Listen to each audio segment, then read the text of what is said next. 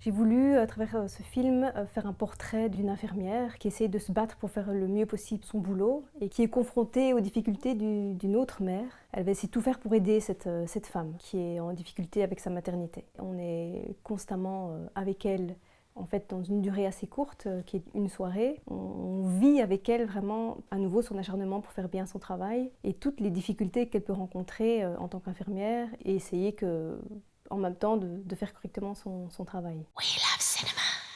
Quand on rencontre Lucie au début du film, elle est plutôt assez effacée et au fur et à mesure de l'histoire, elle va de plus en plus vouloir se battre pour aider cette femme, mais on sent déjà qu'il y a déjà quelque chose qui est à bout chez elle. Et à un moment, il y a quelque chose qui va déclencher chez elle une sorte de roue libre comme ça, mais c'est vraiment pour faire ressentir aux spectateurs le fait qu'ils doivent parfois travailler dans des conditions vraiment très difficiles avec peu de moyens, et avec de plus en plus de patients et de plus en plus de problèmes. À travers ce film, j'ai voulu en fait rendre hommage à tout ce travail. Je pense toujours au moment où on était en confinement et où on sortait tous les soirs pour applaudir. Pour moi, ce film, c'est d'une certaine manière, c'est un geste aussi pour pouvoir continuer cet hommage au personnel soignant.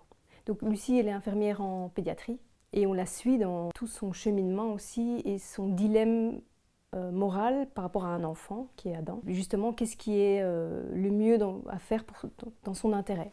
Alors Rebecca, c'est une maman, en fait on sait très peu de choses sur elle, on sait très peu de choses sur les personnages, mais ça c'est quelque chose que moi j'aime beaucoup parce que j'ai l'impression que ça permet au spectateur aussi de projeter des choses de lui et d'être continuellement dans la recherche. Rebecca, c'est une maman à ce moment-là qui est en fragilité et on sent qu'elle est au bord d'exploser en fait, et on sent aussi que c'est une réaction à quelque chose. C'est une sorte de résistance par rapport à toutes les injonctions, par rapport à la maternité.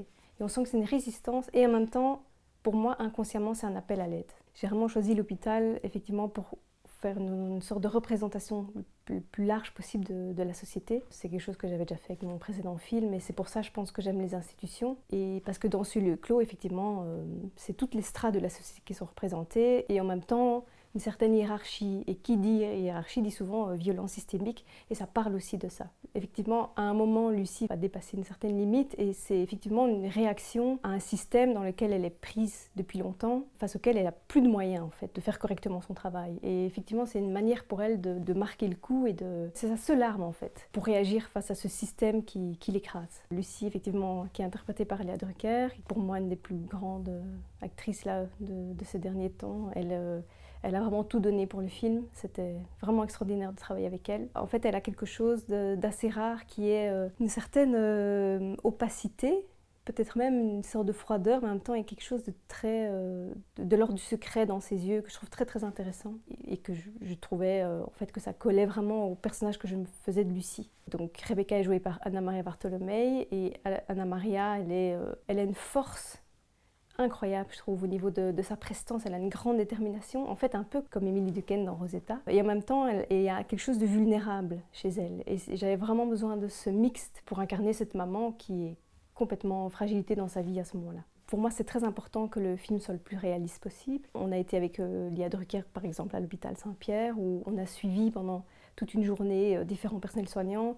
Sur le tournage, il y avait le personnel soignant qui était là tout le temps, en fait, pour continuer à la guider dans les gestes. Il y a un aspect, effectivement, documentaire, parce que, en fait, que je trouve ça très intéressant, la porosité entre la fiction et le documentaire, souvent, dans mon travail, et je m'imprègne énormément du réel pour créer de la fiction, puisque en amont du tournage, même en amont de l'écriture en fait, je vais observer pendant des semaines ce que j'ai fait d'ailleurs à l'hôpital Saint-Pierre à nouveau, à Bruxelles, et en fait c'est de là qu'est née cette histoire, parce que voilà, je sens que je suis attirée par un lieu, donc je vais en immersion dans ce lieu. En fait, ce qui m'a énormément touchée dans cette immersion, c'est évidemment tout l'aspect de prendre soin, l'aspect médical, mais c'est aussi tout l'aspect social que j'ai trouvé fascinant. Ce que je me suis rendu compte, c'est que à partir du moment où le parent ne va pas bien, c'est difficile de soigner correctement l'enfant. Et ça devient presque une relation à trois en fait, enfant, personnel soignant et parents. Et donc il y a tout ce travail-là en plus que j'ai trouvé fascinant et finalement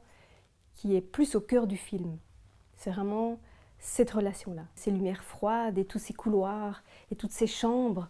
Il y a quelque chose comme ça de l'ordre du labyrinthe que j'avais aussi envie de retransmettre, parce que pour moi c'est un labyrinthe institutionnel. Et en fait, l'hôpital dans lequel on a tourné, c'était à l'hôpital de Huy, on a changé très peu de choses, parce qu'on a eu l'énorme chance de pouvoir tourner dans le service tel quel, parce qu'il y avait des nécessités de repeindre, mais sinon tout était là. Le lieu en soi était déjà hyper cinématographique. C'est vrai qu'il y avait aussi une volonté, effectivement, de faire ressentir une certaine oppression, parce qu'il faut quand même savoir que les gens qui travaillent dans un hôpital, souvent, ils ne voient pas la lumière du jour. C'est vrai que c'est quelque chose de très, très épuisant de ne pas voir la lumière du jour. Et en fait, mon chef opérateur, Frédéric Noirom, on a changé très peu de choses. En fait, lui, l'éclairage, il a juste mis des lampes en plafonnier, je pense. Et aussi, ça nous permettait, puisque c'est en plan séquence, ça nous permettait de ne pas être gêné par la technique, quoi. Ça, c'était très important qu'on soit très libre dans nos mouvements. Pour moi, le plan séquence était très important parce que j'avais envie que le spectateur ressente, en fait, qu'il soit presque happé par Lucie et par ses déambulations, de montrer aussi la fatigue physique que ça peut être, de marcher toute la journée, d'être non-stop en mouvement. Il y avait vraiment cette volonté en fait, presque de vouloir épuiser le spectateur. Et le plan séquence amène ça, non seulement par la manière de filmer, mais aussi par le son. Énormément de sons hors champ qui viennent nourrir aussi, parce qu'un hôpital, c'est aussi très fatigant au niveau sonore. Il y a énormément de sonneries, voilà, c'est épuisant de travailler dans un hôpital. Oui. Ça passe en une soirée. C'est très important pour moi que ce soit en fait presque un temps réel pour justement créer cette tension et pour être dans le rythme de cette infirmière et que ça aille en crescendo, que ce soit en même temps presque comme un cœur qui bat de plus en plus vite comme ça. Voilà, effectivement, pour faire ressentir la pression et la vitesse à laquelle aussi parfois il faut prendre des décisions, et il faut passer d'un patient à l'autre, parce que c'est aussi beaucoup une question de temps finalement. Dans les hôpitaux, c'est aussi on manque de temps, d'argent, de personnel. Ce rapport au temps était très important pour moi, le condenser le plus possible. C'est sûr que l'interaction avec les autres patients, je me souviens qu'à l'écriture du scénario, c'était pas évident à traiter parce que jusqu'où montrer, quoi montrer, et je me suis dit que le plus juste c'était peut-être de montrer des tout petits fragments. D'ailleurs, comme la plupart du temps, le personnel soignant le vit finalement. Il ne sait pas grand-chose de ses patients, il les voit de temps en temps pour faire les soins, mais en fait c'est tout.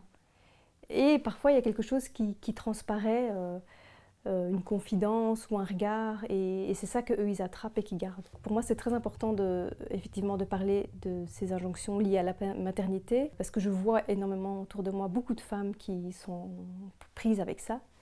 Et la violence que ça peut être, surtout le jugement, et je pense qu'à un moment ça peut faire perdre pied en fait. Et j'imagine en plus une jeune mère qui en plus est en résistance par rapport au système qui l'entoure. En fait, sa seule manière de se sentir elle-même en sécurité, c'est de se convaincre qu'elle fait le meilleur pour son enfant en fait.